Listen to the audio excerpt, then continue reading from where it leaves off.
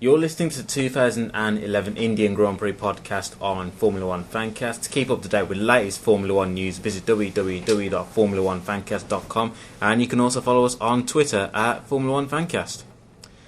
Well, it won't be remembered as a classic, but the Indian Grand Prix certainly delivered, and the Indians did a fine job throughout the weekend. Sebastian Vettel took the checkered flag for the 11th time this season as the German won the inaugural Indian Grand Prix. Jenson put in another solid performance to finish second, with Ferrari's Fernando Alonso coming home in third. And here with me as always is Vincent. How you, Will? Hi, how you doing? I'm not too bad, thank you. New track, new country. A lot of positive comments made about the Indian track and the Indian crowd, and you have to give credit to the organisers of the Indian Grand Prix and Herman Tilke. Yeah, it's actually one of the better Herman Tilke tracks, that's been made. Every time we go to a new circuit, it always seems to be everyone raves and raves about how great the circuit is until they actually get on track and then realise how dull and boring they are. This one seems to be a little bit different. I mean, the only thing that disappointed me was the fact that they didn't get some blowers out on the track before the race, to get rid of the dust that was offline, because I think if you'd done that, you could have got a bit more overtaking, but, it was still a good race. Obviously, improvements can still be made, but a lot of positives the organisers and Formula 1 can take from being in India.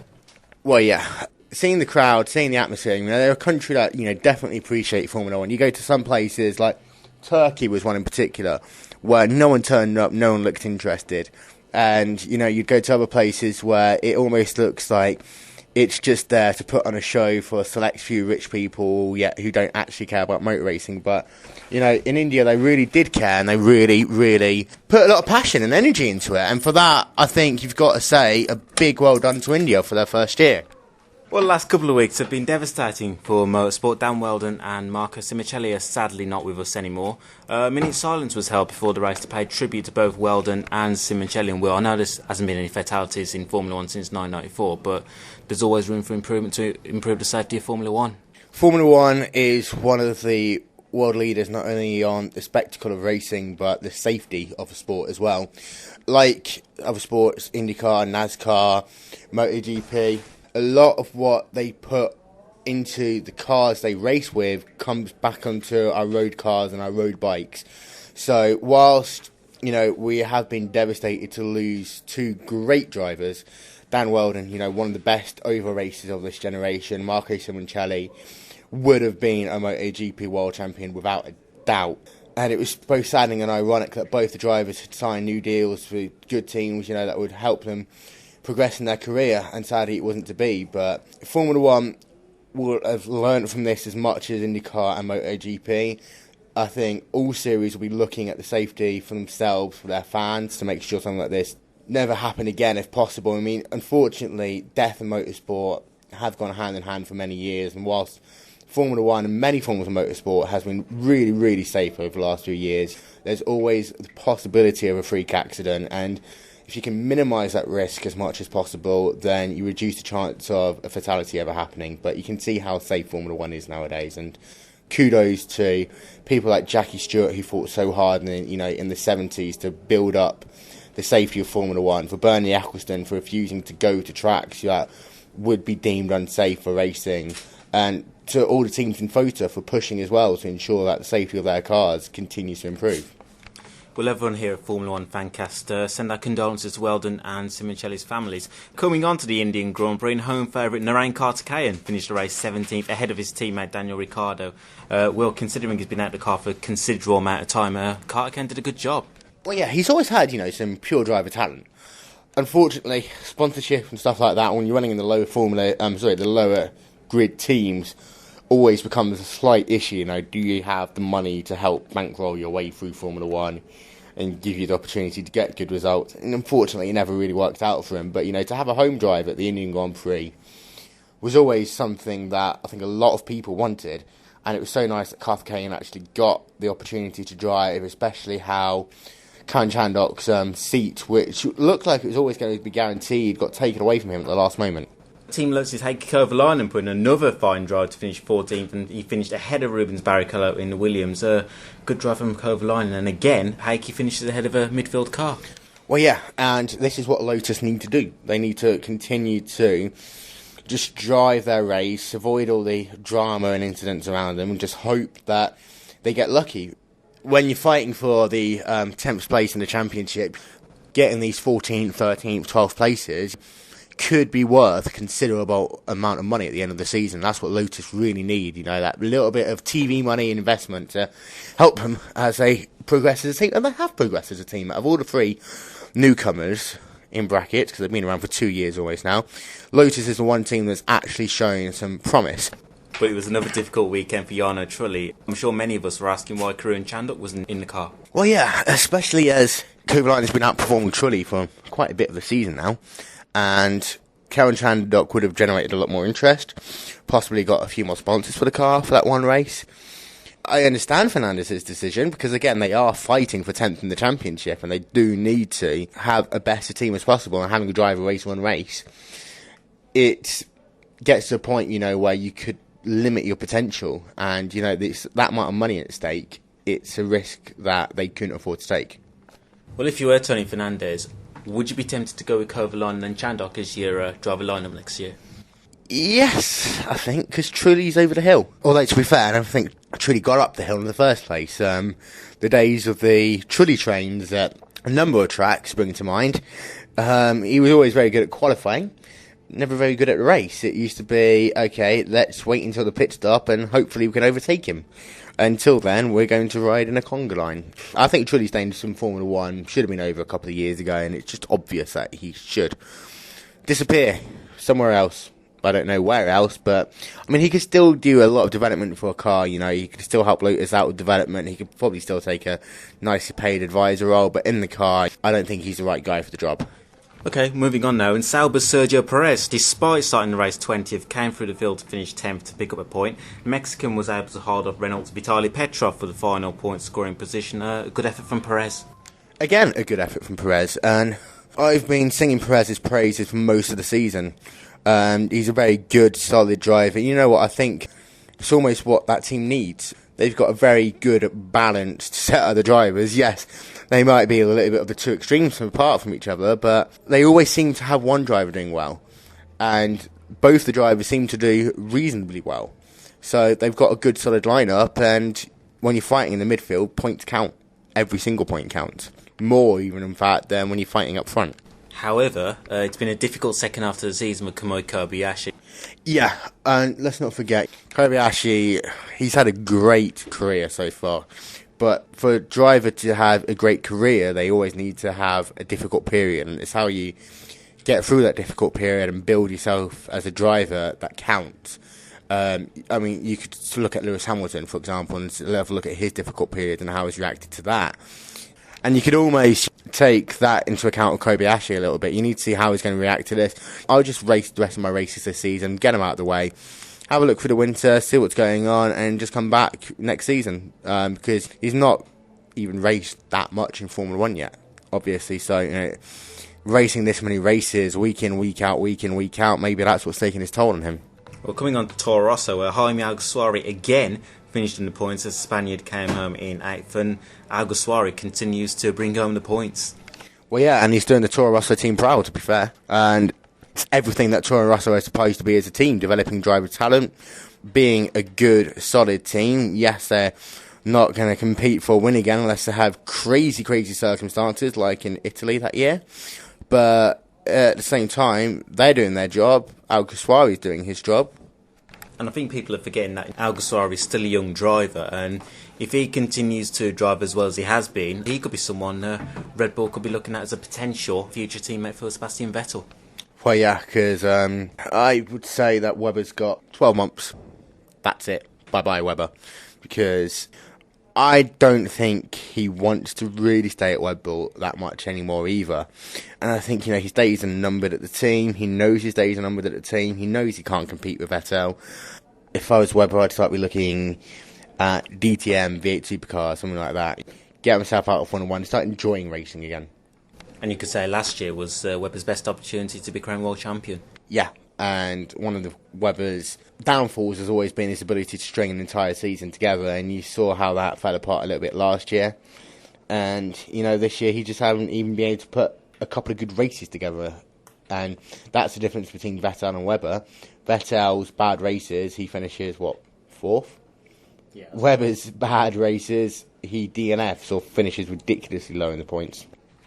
Well, it was a big weekend for Force India, and Vijay Mallya, no doubt the team will have had a lot of support at the Indian Grand Prix. It was a difficult weekend for Paul di Resta as he finished the race 13th, but Adrian Sutil gave the home crowd something to cheer about as the German finished 9th. Will, two crucial points for Force India to consolidate their 6th place in the Constructors. Two crucial points for Force India, two very, very well-deserved points, and, 2 points that will make a lot of the home crowd smile. Force India isn't based in India. They're based pretty much where every other Formula 1 team is based, in Silverstone. But Force India as a team, they've run the Indian flag colours ever since they've been in Formula 1. They've kept that pride. Vijay Mallya has worked so hard to get the Indian Grand Prix here. He's pushed harder, I think, than anyone else has ever pushed for a Grand Prix. Done a tremendous job, and you know what? He deserves all the credit he gets and those 2 points. Not the best of weekends for the rest of them. No, and a little part of me was thinking whether these contract negotiations, which are now being pushed forward a week, whether that's playing on his mind a little bit. It gets to a point where you feel that you have to perform and you start overdriving the car. It wasn't a bad weekend by anyone's standard. Come on, this is Force India. And, finishing 13th isn't the worst scenario. But having the season that di Resta's had, it makes the not-so-good results look slightly worse than they normally would be. As you've already mentioned, meeting next couple of weeks regarding the driver lineup for Force India next season, Vijay Mallya's got a tough decision on his hands. A very tough decision, and this is why they should have 3-car Formula 1 teams. Ferrari's mooted it so many times. I would love to see 3-car Formula 1 teams. It means you can get rid of some of the rubbish that you have in Virgin Racing and HRT. It means that you could have a bit more variety. It'll give people like Luca Bador, who's been a test driver for God knows how long, and Pedro De La Rosa a chance to get in the car again, who both of them, deserve race seats, but unfortunately their career hasn't panned out that they could get a race seat. 3-car teams would be a great idea. And a 3-car team with the likes of di Resta, Hülkenberg and Sutil would just be amazing to watch, to be fair. I wouldn't know who to put my money on, to be fair, because you have got 3 very good drivers. Both Sutil and di Resta perform consistently well this season. Nico Hülkenberg is a great driver. Don't know whether having 2 Germans in the team when you've got 2 Germans at Mercedes would be a good idea, but at the end of the day, it's not nationality, it's not gender, it's who can drive the car better than anyone else.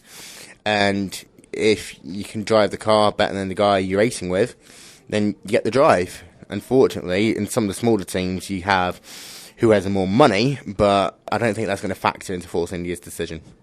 Well, Sutil's already been linked with a move to Williams along with Kimi Raikkonen, so potentially it could be di Resta and Hülkenberg.